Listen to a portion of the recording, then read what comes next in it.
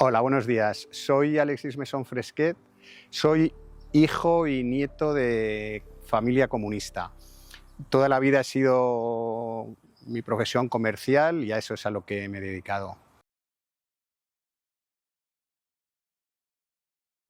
Me une a la memoria histórica precisamente la historia de mi familia, una historia muy dura por parte que empezó con mis abuelos, un abuelo fusilado, una abuela que estuvo 18 años en la cárcel, un padre también que estuvo 3 años en el posfranquismo en el año 73 al 75 preso. Y es una familia luchadora y yo creo que eso no se debe olvidar y se debe contar. Eso es lo que me une a la memoria histórica.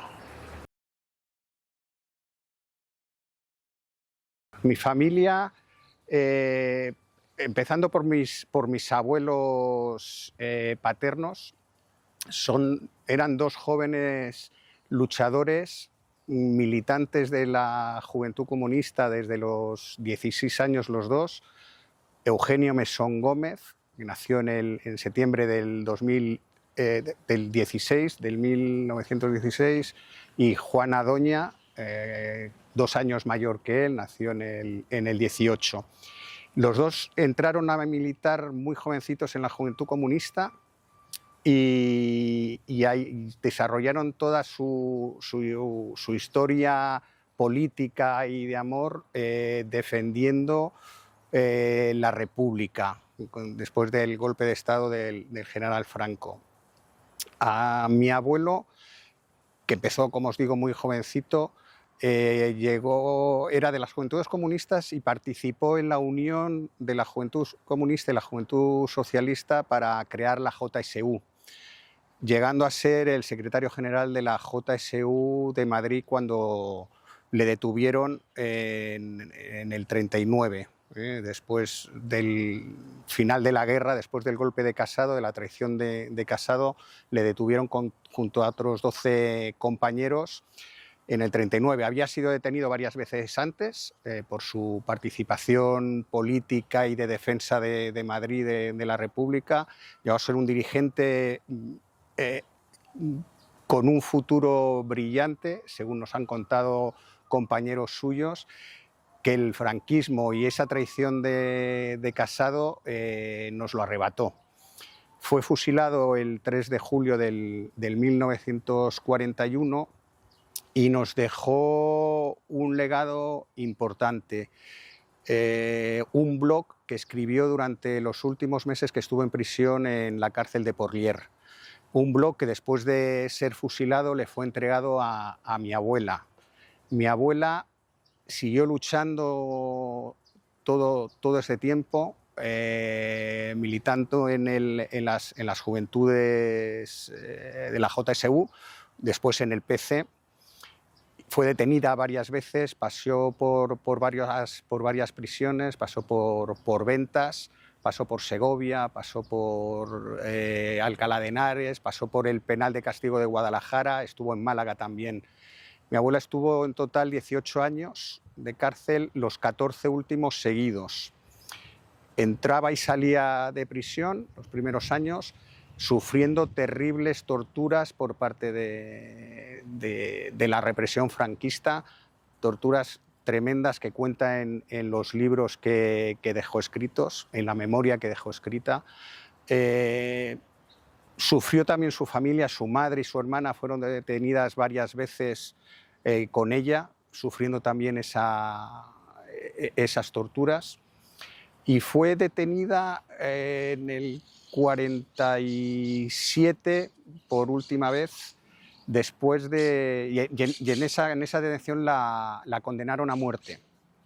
La condenaron a muerte porque habían puesto su grupo de Madrid del PC había puesto una bomba, un petardo en la embajada argentina y les culparon de eso, que realmente lo pusieron. Hicieron unos pequeños destrozos en la embajada y al final a todos los compañeros, incluido a ella, que realizaron ese acto, les detuvieron. A todos les condenaron a muerte. a mi abuela finalmente se la conmutaron por una curiosa historia. Yo creo que es interesante conocerla. Eva Perón tenía una visita a Madrid y, aprovechando esa visita de Eva Perón, mi padre, con ayuda, lógicamente, de sus tías y algún amigo, escribió una carta pidiendo a Eva Perón que intercediese ante General Franco para conmutar la muerte el fusilamiento, la condena a muerte de mi abuela. A mi padre ya le habían fusilado a su padre, decía, han fusilado a mi padre, ahora van a fusilar a mi madre.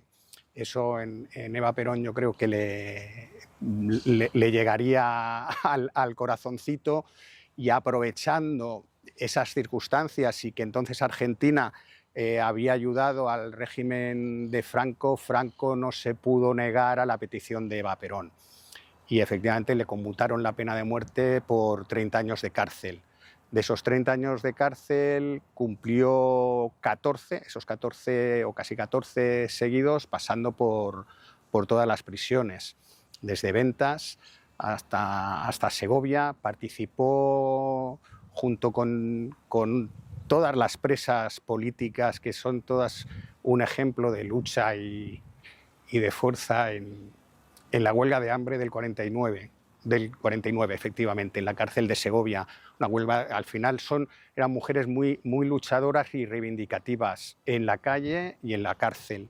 La cárcel participó también daba clases a otras presas, enseñar a escribir y a leer lo básico. Y fue un indulto en el 61 lo que le acortó esos 30 años de condena, y salió en el año 61. De ahí, al salir, se fue exiliada a Francia, y en Francia encontró otro gran motivo de lucha, que ella siempre decía que hasta que no descubrió esa otra lucha era como si le faltase una pata, que fue el feminismo.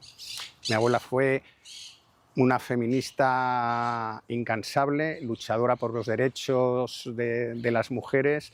De hecho, en los años 80-90 fundó el MELIN, el Movimiento de Liberación e Igualdad de la Mujer, creando una revista, la revista SAL, que durante esos 20 años, 80 y 90, se editaba periódicamente.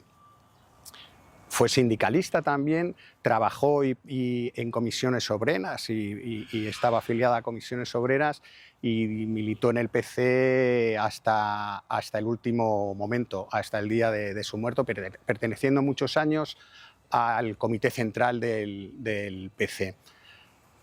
Era escritora también, escribió cuatro libros: La mujer, Desde la noche y la niebla, Gente de abajo y Querido Eugenio. Y escribía también en una columna en Mundo Obrero. Fue una mujer luchadora hasta el último día. Eso se ve reflejado en los libros, y quizá el último, que es el más... Todos los libros son durísimos, son vivencias Desde la noche y la niebla, es la vivencia suya que vivió ella y sus compañeras, mujeres realmente increíbles. Yo creo que es difícil encontrar ejemplos de lucha, sacrificio y honradez como la de estas mujeres, y contó la vida de esas mujeres en las cárceles. Y su último libro, Querido Eugenio, es una respuesta al blog que os comentaba antes, que escribió mi abuelo durante los últimos meses de cárcel, antes de ser fusilado en la cárcel de Porlier. En ese blog, mi abuelo cuenta toda su experiencia política, su ideología política y lo que deberían hacer los jóvenes, explica lo que hacían y un poco lo que se debería seguir haciendo por parte de los jóvenes para conquistar las libertades. Y además es una carta de amor durante todas esas páginas.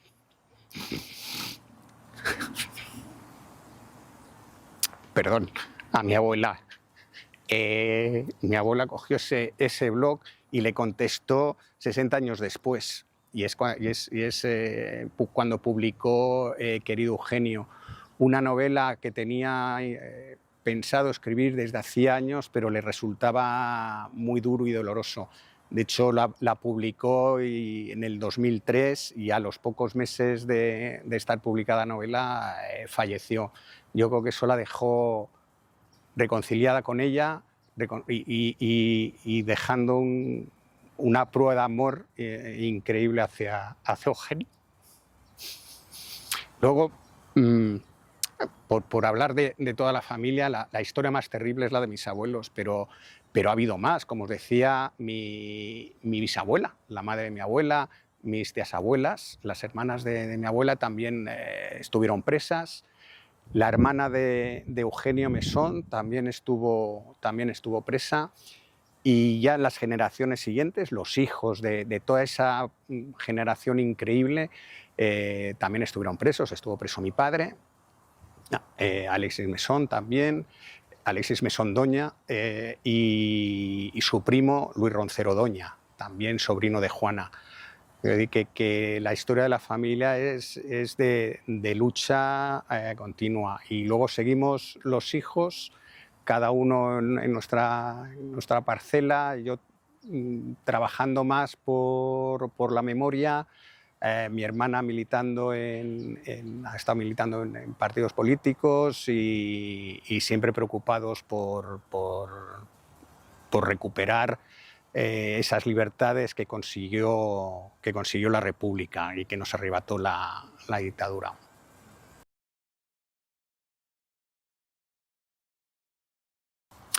Sí, yo veo, claro, cuando detuvieron a mi padre yo era jovencito, de 8 o 9 años, y recuerdo ir a visitarle. Le detuvieron en Barcelona, nosotros entonces vivíamos en Barcelona, porque al final mi padre, vivíamos en Madrid, pero mi padre estaba perseguido y tuvimos que salir de Madrid y vivíamos en Barcelona y allí le detuvieron.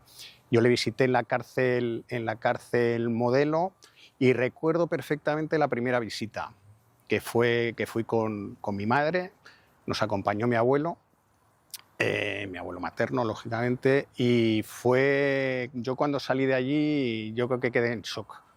Recuerdo en el coche, sin decir nada, llorando, tremendo.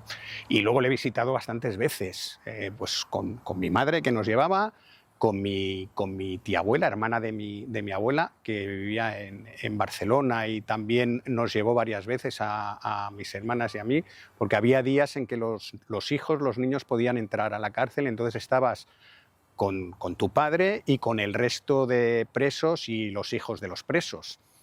Recuerdo haber ido por ejemplo, en Jaén, que estuvo en Jaén también. O fíjate, o sea, vives en Barcelona y te llevan lo más lejos posible. Una de las cárceles en las que estuvo fue Jaén, que también fui, y allí pues coincidía con el hijo, estaba Luis Roncero preso allí, el primo de mi padre, y su hijo, que tiene la edad de mi hermana, 2 años menos que yo, y entrar todos juntos a verlos. Y bueno, era motivo de ese día de alegría realmente el poder ver a tu padre. Siempre recuerdo que nos hacían regalos, dibujos o cualquier trabajo manual, y salías con un regalito y pasabas ese tiempo allí. Y ese no era quizá tan duro como cuando le veías a través del cristal, ¿no? Como fue la primera vez que le vi. Ese fue un momento durísimo. Mi padre también llegó a visitar a mi abuela. Claro, mi padre fueron los últimos 14 años, pues mi padre, claro, al final ya era un joven de 20, 21 años y me cuenta lo mismo, ¿no? Que cuando era más jovencito, pues iba a la cárcel de Segovia, por ejemplo, a visitarla, o después con su primo iban a Alcalá de Henares o a Guadalajara a visitar a mi abuela, porque había un día al año que yo creo que podías entrar y estar con ellas, que yo no sé si era el Día de Reyes o el 6 de enero, no sé exactamente, y eso nos lo ha contado mi padre también. Son momentos para los niños, momentos duros. Yo las primeras visitas a mi padre las recuerdo duras, y luego otras pues más simpáticas y más divertidas, cuando estábamos todos juntos, presos, hijos. Bueno, era otra cosa. Al salir pues te quedabas otra vez hecho polvo. por militar, por defender la libertad y luchar contra el franquismo. Mi padre militó, entre otros partidos, en la ORT y en el FRAP, cuando le cogieron.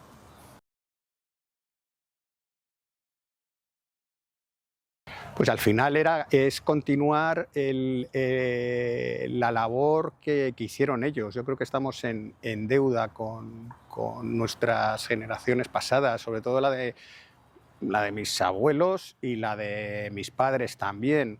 Ellos lucharon para conseguir la democracia, para conseguir la libertad, y nosotros la hemos de seguir. Y hay un tema importante, y es la memoria. Al final, si no contamos lo que pasó y no recuperamos esa memoria escrita por nosotros, no por los vencedores, va a ser muy difícil que las generaciones venideras sepan lo que pasó.